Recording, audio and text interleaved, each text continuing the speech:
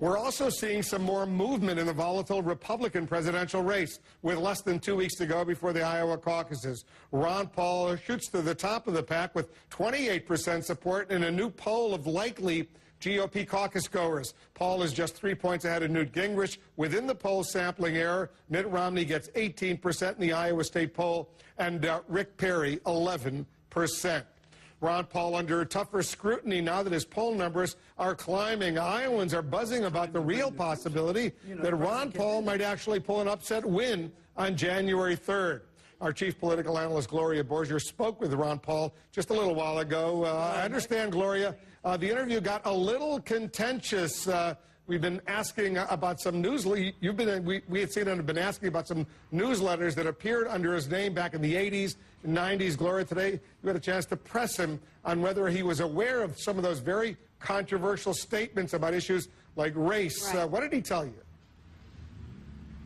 Well, Wolf, I know you've asked him about these newsletters, and today I pressed him about whether he had actually read any of those newsletters that went out under his name. Listen to what he said. Not all the time. Well, on occasion, yes. And did you ever object when you read them? Well, you know, we talked about this twice yesterday at CNN. Why don't you go back and look at what I said yesterday on CNN and what I've said for 20-some years. It's 22 years ago. I didn't write them. I disavow them. That's it. But you made money off of them. I was still practicing medicine. That was probably why I wasn't a very good publisher, because I had to make a living. But there are reports that you made almost $1 million off of them in 1993. Oh, I'd like to see that money. So you read them, but you didn't do anything about it at the time. I never read that stuff. I've never read it. I was probably aware of it 10 years after it was written. And it's been going on 20 years that people have pestered me about this, and CNN does it every single time. So well, when are you going to wear yourself out? Wouldn't you say it's no, but when are you going to do that? Is it legitimate? I mean, is it a legitimate question to ask that something went out under your name? And when you get the answer, it's legitimate that you sort of take the answers I get. You know what? The answer is, I didn't write them, I didn't read them at the time, and I disavow them. That is the answer. Well, it's just a question. I mean, it's legitimate. It's legitimate. These things are pretty incendiary. You know, because of people like you. No. Come on. Some of the stuff was very incendiary, and you know, saying that in 1993 the Israelis were responsible for the bombing of the World Trade Center, that kind of stuff. Okay. So. Goodbye. All right. Thank you, Congressman. I appreciate your answer. I appreciate your answering the questions, and you understand it's our job to ask them. Thank you.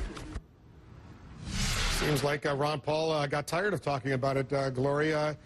It's a tough series of questions you asked them, but you obviously had to ask them. Well, I did have to ask them. He clearly thinks it's irrelevant. He thinks it's been asked and answered, that these newsletters went out over 20 years ago, and he said he had nothing to do with them. So it's clearly a question he'd rather not be asked. Laura, you also pressed him on the negative advertising he's been airing in Iowa, and a lot of it aimed at Newt Gingrich. He's accusing Newt Gingrich of, quote, serial hypocrisy. Gingrich has vowed to go positive, stay above it all. What did Ron Paul have to say about that?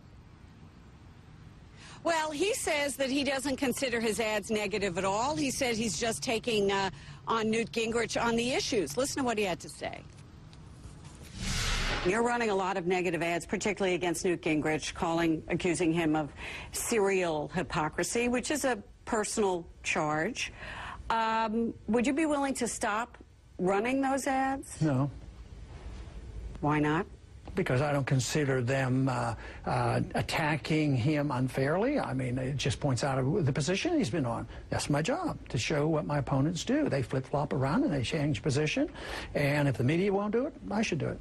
What about this notion of super PACs, these outsiders coming into Iowa, spending millions of dollars on behalf of certain candidates? Do you like the idea of that? No, but I don't want to write a law that says people aren't allowed to spend the money the way they want. What I want to do is eliminate the environment. I want to eliminate the auction. The government has a big auction. They steal money, then they pass it out, and they give the incentive. So regulating expenditures in campaigning is like regulating lobbyists. I don't want the regulations because people have a right to petition their government. The problem is big government having too much power and too much control and too much to auction off, and therefore the incentives are too great. Wolf, it's clear that he doesn't like the idea of these super PACs, that he believes they're run by the special interests, which he also doesn't like. But as a libertarian, he's conflicted because he doesn't want the government to regulate this kind of political spending. What's the Ron Paul message, Gloria, that clearly is resonating with a lot of folks in Iowa? You know, we were an event with him today in Mount Pleasant. He had a full house, about 200 people here. And he got a standing ovation, Wolf, because the message that people like, that Ron Paul delivers, is that government spending has gone out of control, that we ought to stop spending overseas, we ought to focus on reducing our debt, and that big government is not the answer to our problems. And people here applauded him again and again when he gave that answer to their questions. Good stuff, Gloria. Thanks very much.